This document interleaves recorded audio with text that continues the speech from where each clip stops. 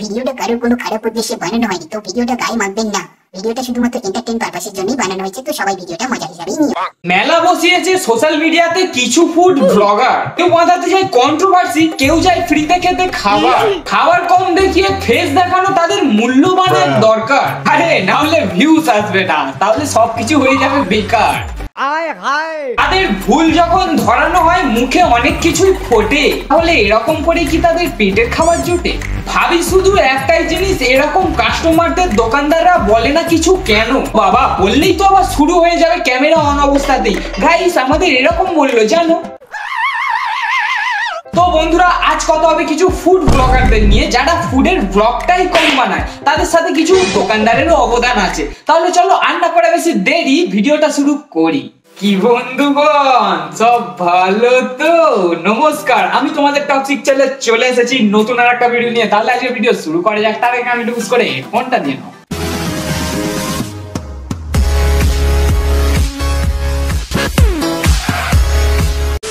দেখো, food blogging আর controversy শুনলে একটাই নাম মাথায় আসে, নন্দিনী দি। তো চলো তার দর্শনটাই আগে করা যাক। এটা কিন্তু আনলিমিটেড বিরিয়ানি, আনলিমিটেড। এই জিনিসটাই সবথেকে মাথার চুলের হিন্দির মতো লাগে। বললো আনলিমিটেড, তবুও জিজ্ঞাসা করছে বিরিয়ানি আনলিমিটেড। এটা সেই এক্সামের পর রেজাল্ট বেরোনোর দিনের মতন, মানে জানে আজ রেজাল্ট, তবুও তাকে কেউ না কেউ জিজ্ঞাসা করবে কি রে আজ তোর রেজাল্ট না। আজকে সে প্রথমবার পিছন দিয়ে দুবার করলো, মানে রাইস আনলিমিটেড, রাইস আলু বাহ। চিকেন আনলিমিটেড না, খেতে পেলে শুতে যায়। এক সেকেন্ড, খারাপ ভাবে নিও না। এটা কি পরোটা খাচ্ছ নাকি যে তরকারি আনলিমিটেড দেবে? ডাইরেক্ট তো তাকে বলতে পারো তোমার ব্যবসাটাই আমার নামে লিখে দাও। মানে মাথায় আসে কি করে চিকেন আনলিমিটেড দেবে? রাইস আর আলুটা দিচ্ছে, সহ্য হচ্ছে না, তোমারটা তো খেতে দিচ্ছে না। তোমার এক প্লেট বিরিয়ানি কত? কন্ট্রোভার্সি পেয়ে গেল আজকে। অরিদা কন্ট্রোভার্সি পেয়ে গেছে, এবার অরিদার পেছন পেছন আরো যারা আছে তারাও চলে আসে। দিদি বাড়িতে ধরো চিকেন করছো, পাশের বাড়ি কি গন্ধ যাবে না? তাও আবার ব্লগ নিয়ে চলে এসেছে, হাতে পাইপ নিয়ে, গন্ধ যাতে চারদিকে ছড়ানো যায়, লোক পড়বে না, তাই কখনো হয়? আর কিছু ব্লগ কাজই তো এটা। আমরা তো সবাই নন্দিনীর দোকানে কেউ খেতে আসে না, আলটিমেটলি কন্ট্রোভার্সির জন্য আসে, আর মানে কন্ট্রোভার্সি নিয়ে অন্য জায়গায় বিক্রি করতে আসে। আচ্ছা তোমরা এই একটা কথা বলো, বই মেলাতে বই বিক্রি হচ্ছে, এবার একজন একটা বই কিনবে, সেই বইটা তো সব স্টলে থাকবে না, কিছু স্টল ছাড়া, সে নিশ্চয়ই সেই স্টল গুলোতে যাবে। এবার তারা রেখেছে বলেই তবেই না যাবে। আর ফোন পে কাকা, তুমি কি চিকেন বিরিয়ানি তো খাও না? দিলে তো কাটা খাই নিচ্ছে না, জানো যখন খায় না মুখের সামনে বড় ডালার মতন প্লেটটা নিয়ে যাওয়ার কি দরকার ছিল? একই নন্দিনী কন্ট্রোভার্সির কথা বলতে মুখটা শুকিয়ে গিয়েছে, তারপর মনে হয় খাবে বলে ওখানেই তো ফোন পে সার্ভার ডাউন হয়ে গিয়েছে। এত তাপের সামনে থেকেও এত ফর্সা আছো কি করে? তাহলে তুই গান্ডু, তার আগে এটা বলো ওখানে ফুড ব্লগ বানাতে গিয়েছো না তাকে জাজ করতে গিয়েছো? দেখো, খাবারের দাম কোনো দোকানে বেশি, কোনো দোকানে কম, এবার তারা সেটা তাদের মতন করে বাড়ায় কমায়। এবার কিছু ফুড ব্লগারদের কীর্তি পাড়ার কাকিমার মতো, এর কথা তার কানে, মানে তারা খাবার খাবে কি আদৌ ঠিক নেই, কিন্তু তাদের কাছে ঝামেলা বলে একটা খাবার আছে, বাড়ি থেকে বেরোনোর সময় প্যাকিং করে নিয়ে বেরোয় সবাইকে খাওয়াবে বলে। কারোর ব্যবসার সাথে নিজের ব্যবসার তুলনা করে লাভ নেই, কারণ কারোর সাথে নিজেকে তুলনা করলে নিজেকে অপমান করা হয়। সব জায়গায় 60 টাকা মাছ ভাত খাচ্ছি, এখানে আসলে 60 টাকা দিতে হবে এরকম কোনো কথা আছে নাকি? সেটাই তো, জিও যখন সর্বপ্রথম লঞ্চ করেছিল তখন তো সেরকম কেউ জানতো না, তখন কত কি ফ্রি দিত নতুন নতুন। আস্তে আস্তে সেই ফ্রি আর কম দামি জিনিসের কথা মানুষ যখন জানতে পারলো, তখন ঘুপ ঘাপ করে রিচার্জের দাম বাড়িয়ে দিল। মানে কাস্টমার বাড়লে কি দাম বাড়বে না? নাম্বারটাকে ভাইরাল করেছে। এই হলো পাড়ার কাকিমার আরেকটা গুণ, মানে নিজের ঘরে কি হচ্ছে দেখবে না, পরেরটা ঠিক দেখবে। ব্যক্তিগত একটা দিক দিয়ে বলছি, এরকম যদি নিজের নাম্বারটা ভাইরাল হতো তাহলে কেমন লাগতো?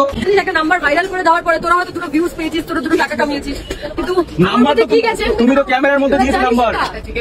তুই কি একবারও কেউ ভেবেছিস? আই লাভ মুড সুইং, যদিও বা মেয়েদের কমন ব্যাপার। কিন্তু দিদি, তোমার যদি প্রকৃতই ওকে ওরকম বলার থাকতো, তাহলে প্রথমে অত পিরিত দেখানোর কি দরকার ছিল? এটা তো মুখে মধু মনে বিষ, মানে কান ধরবে কিন্তু ঘুরিয়ে পেঁচিয়ে। তুমি ভাইরাল হয়েছো, বাংলাদেশ থেকে লোক আসছে, আমেরিকা থেকে আসছে। ये मशहूर होना भी कितना बड़ा पाप है ना। ওরে বিজ্ঞের বিচি, সে ভাইরাল হয়েছে, তার কাছে লোক আসছে, তা তোর কি? তোদের মতন ব্লগাররা ওখানে কি ঢাকঢোল না পেটালে তো নিশ্চয়ই লোক জড়ো হতো না। আর পাশে যে আছে তার যদি কোনো দোষ না থাকে, তাহলে তার একটা ফটো দিয়ে স্টোরি দিয়ে তলায় নাম্বারটা দিয়ে লিখিস, যখন ইচ্ছা কল করবেন, দেখবি তখন মজাটা কেমন লাগে। আমার বিয়েতে তোমরা কিরকম আনন্দ করলে সেটা বলো। আরে দাদা, ফোকটিয়ার মাল পেলে কেউ ছাড়ে? নিশ্চয়ই না। জিজ্ঞাসা করলে বলবে ভালো হয়েছে, কিন্তু বাইরে গিয়ে এই কম এই বেশি না করলে তো তাদের সেই খাবার হজম হবে না। তাদের কিছু উদাহরণ এরকম হয়।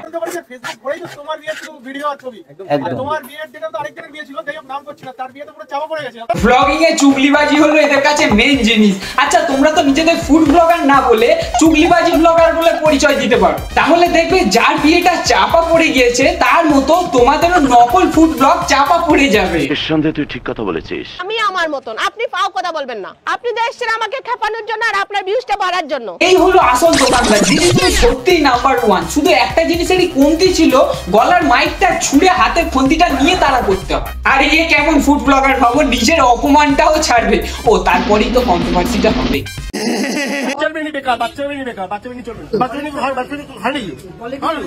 হ্যাঁ হ্যাঁ, বাচ্চার বিরিয়ানি বেকার, বাচ্চার বিরিয়ানি চলবে না। কেননা যেখানে সেখানে তো কন্ট্রোভার্সি বানাতে পারে না, আর কন্ট্রোভার্সি বাঁধে তবেই না ভিউজ। একটা কম বয়সী ছেলে কিছু করছে, তাকে সেই কাজে অ্যাপ্রিসিয়েট করবে কোথায়? তা না করে এই চলবে না সেই চলবে না, তা কি চলবে? তোমার গেলা আমার চ্যাটার বাল। যদি খাবারটা প্রবলেম হয়, তোমরা তো ব্লগার, না বললে সেই ইমপ্রুভটা করবে কি করে? শুধু তো মন নিয়ে খেতে গেলে হবে না। না এটা না আবার বাড়িতে গিয়ে মাপছে যে দাদা তুমি তো বলেছো 125 থেকে 130 গ্রাম, চিকেনটা কি করে 100 গ্রাম হয়ে গেল? कौन है ये लोग, कहां से आते हैं? কারা ভাই এরা? এত টাইম আসে কি করে? খাবারটা কিনে শান্তিতে বাড়িতে খাবে কোথায় তা না করে মাপছে। বাই দ্য ওয়ে, খাবারটা খেয়েছিল না মেপে তোমার কাছে গিয়েছিল, যে সেখানকার কথা এখানে এসে বলছো? এইসব দোকানে এসে বলার আগে ঘুমটা ঠিকঠাক হয়েছিল? ফুড মানে তো খাবার, আর ব্লগ মানে তো এক্সপ্লোর করা। ও তোমাদের কাছে ব্লগ মানে তো চুগলিবাজি করা। চুগলি করা ব্লগার দেখলে এবার চুগলি করা কয়েকটা দোকানদার দেখো। এই গালাও কিন্তু একটা বড় মহিলা আছে, মাছ ভাত ছিল কত? 60 টাকা। এই 60 টাকার মাছ ভাত কত দিচ্ছে? 130 টাকা। আচ্ছা, 60 টাকার মাছ ভাত 120 টাকায় দিচ্ছে। ওখানে কি কোনো একটাই দোকান? দাম বেশি থাকলে অন্য জায়গায় গিয়ে খাক না, তাতে তোমার এত চুলকানি দিছে। নাম নিচ্ছি না, কিছু ইউটিউবারদের জন্য, আজ আপনাদের জন্য কিছু সাধারণ পাবলিকদের খাবার প্রবলেম হয়ে গেছে। তার কথা তুমি বলছো, তার দোকানে তুমি গিয়েছিলে? পাবলিক তো ওই 120 দিয়েই খাচ্ছে। তোমার 100 পরোটা যদি 10 টাকার জায়গায় 20 টাকা হতে পারে, তারটা বাড়লেই তো। কি বলবো? তো এই জায়গায় একটা ভেড়া ধরে নাচাচ্ছে, এসব মানে কি বলবো? এদের কন্টেন্টটা কি ভাই? এদের মানে চিন্তাধারা কি? আগামী দিনে এরা কি করতে চাইছে? এই হলো এক কাকা নাকি বিশ্ববিখ্যাত ফোন পে পরোটা, যাকে জিজ্ঞাসা করলে বলতে পারবে না বিশ্বে কটা দেশ আছে। যাই হোক, তুমি ফোন পে খুলেছো, আগামী দিনে তারা জিপে খুলবে। মার্কেটে যেই দিদি চলে আসুক না কেন, নন্দিনী দিদি অথবা কালী দিদি, এই মুনমুন দিদিকে টক্কর দেওয়ার মতন কেউ এখনো পর্যন্ত আসেনি এই মার্কেটে। এক্সামের রেজাল্টে রেসার্চি হতে পারে, আর দোকানে হবে না, সে হোক না দূরে দূরে। আর এগুলো তো সব ফুড ব্লগারদেরই তো। বলছি দিদি, যে সময় তোমাকে এফ ব্লগাররা এরকম ছেঁকে ধরবে, যখন তোমার মুখ দিয়ে বাজে কথা বেরোবে, তখনই তোমার মতন এরকম একজনের উৎপত্তি হবে। সেও বলবে লালবাল পালের থেকে আমার চালটাই সব থেকে ভালো। ঠিক বলেছিস। জোরে যাচ্ছে, জোরে যাচ্ছে। হ্যাঁ হ্যাঁ, বুঝতে পেরেছি, তোমার মুখের বলস বাকেচারিটা ওর মধ্যে পড়ে গিয়েছে। খুলে গেল, খুলে গেল, খুলে গেল। বলছি তলায় হাত দিয়ে দেখো তো আছে না, ওটা খুলে গিয়েছে। অবশ্য ওটা খুলে গেলে তো এত লাফালাফি করতো। আর এই হচ্ছে আর এক ব্লগার, যার ব্লগে ব্লগ বাদ দিয়ে সবকিছুই থাকে। তাদের মধ্যে একটা কোনো কিছুতে করে ডিমের মামলেট করা যায়। 41 ডিগ্রিতে ডিমের অমলেট? না না, মামলেট বললো তো। হ্যাঁ হতে পারে, তোমার যে খোসা ছাড়ানো ডিমটা আছে ওটা ফেলে রাখো, দেখো হয় কি। গিলতে পারে বেশ করে, কিন্তু খাবারের নাম বলতে পারে না। বলছি নিজেকে ফুড ব্লগার বলতে লজ্জা করে না? আমার চ্যাটার বাল। No controversy, no PNP. এই যে এত গরম পড়েছে, রোদে এনার্জি ড্রিঙ্কের বদলে যদি বাংলা খেয়ে বেরোয়, তবে তো এরকমই রিয়াকশন আসবে না? না হলে দেখবে এর আগের ভিডিওতে বিনা নেশা করার ভিডিও আছে, না হলে ঠিক পরের ভিডিওতে নেশা কাটার ভিডিও আছে। আমার নন্দিনীর দিকে হোটেলে যাওয়ার দম নেই, আমার যেতেও ইচ্ছা করে না। যে মানুষটা মানুষের সম্মান দিতে জানে না, এই মানুষটা বাপ বয়সী লোকেদের সঙ্গে মারামারি করে। এটা নেশা ছাড়ার ভিডিও না, তাই জন্যই বলছি। এটা পিএমপিসি বলে না তো কি AKOL বলে? মানে এর কথা ওকে লাগানো, খাবার খাওয়ার না, এটা লাগানোর এক্সাইটমেন্ট না, মানে ঝামেলা। আরে দিদি, এটা কি সাজিয়েছো? বেশি কিছু না, তোমাদের ফ্রিতে খেতে দেবে বলে ভোগের প্রসাদ সাজিয়েছে। খালি চোখে না দেখতে পেলে চশমা বলে একটা জিনিস আছে, ওটা পড়তে পারো, কিন্তু মাথার ভিতরে তো পড়ানো যাবে না, তাই জন্য মাথার বুদ্ধিটাও খুলবে না।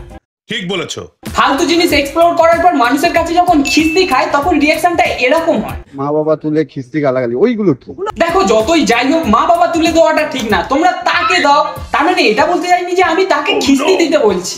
লোকের শিক্ষার পরিচয় ওগুলো তো আমরা ছোটবেলা থেকে কি শিক্ষা পেয়েছি সেটার পরিচয় তো ফেসবুক, ইউটিউব, কমেন্ট সেকশন। বলছি তোমাদের মতো তো সবাই মুখে এক কথা আর মনে এক কথা রাখে না, ডাইরেক্ট বলে। এতে যদি আসে তাদের শিক্ষার কথা তাহলে তোমরা তো অনেক শিক্ষিত, তুমি কেন তাহলে ভালোভাবে বললে না? আর তোমাদের থেকে যারা চ্যানেল খুলবে তারা কি এইসব শিখবে? এই দেখতে পাচ্ছ কিন্তু মানে খুবই আনপ্রফেশনাল। আচ্ছা আনপ্রফেশনাল মানে কি জানো? অপেশাদার। যদি বুঝতে না পারো স্ক্রিনে দিয়ে দিচ্ছি, দেখে নিও। আচ্ছা এখানে ওখানে ব্লগ করতে যাদের ওটাই পেশা তাদেরকে ডাইরেক্ট বলছো অপেশাদার? আরে সেটাও বাদ দাও, ওখানে খাবার কোথায় যেটার জন্য গিয়েছো তুমি? তাহলে এটাই কি তোমার ছোটবেলার শিক্ষা? তো বন্ধুরা ভিডিওটা এই পর্যন্তই, বেশি বড় করতে চাই না। কেমন হয়েছে অবশ্যই কমেন্ট করে জানিও, সাথে লাইক আর বন্ধুদের মধ্যে শেয়ার করে দিও। চ্যানেলে নতুন হলে সাবস্ক্রাইব করে নিজেদের চাপটা দিয়ে যাও, যাতে আমার চ্যানেলে এরকম মজার মজার ভিডিও চলে তোমাদের কাছে নোটিফিকেশন আগেই চলে যায়। তাহলে দেখা হচ্ছে নেক্সট ভিডিওতে। চলো আজকের মতন টাটা।